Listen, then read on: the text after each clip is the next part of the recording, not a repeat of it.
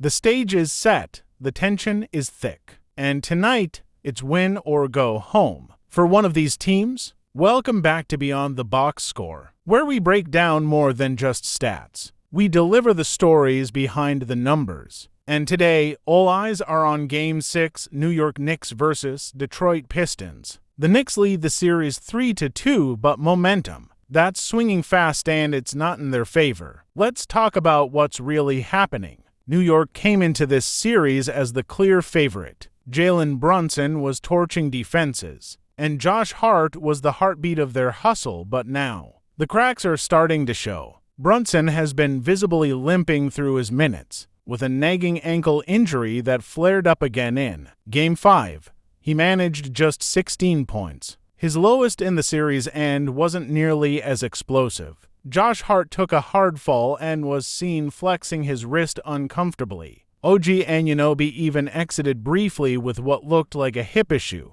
This isn't just bad luck, it's deja vu. Remember last year's playoffs collapse? Knicks fans sure do, and it's starting to feel eerily familiar. On the other side of the court, the Detroit Pistons are no longer the underdogs, they're the disruptors. Cade Cunningham dropped 24 in Game 5, taking control like a seasoned playoff veteran. But it was rookie Ausar Thompson who shocked everyone, putting up 22 points and locking down the perimeter. The Pistons are younger, faster, and suddenly hungrier. Statistically, the Knicks still have the edge. They're top 10 in offense and three-point shooting, hitting nearly 40% from deep. But without a fully healthy Brunson orchestrating, their half-court sets crumble under pressure. The Pistons, meanwhile, are dominating the glass and taking high-efficiency shots in transition. The betting lines reflect the chaos. Most sports books opened with the Knicks favored at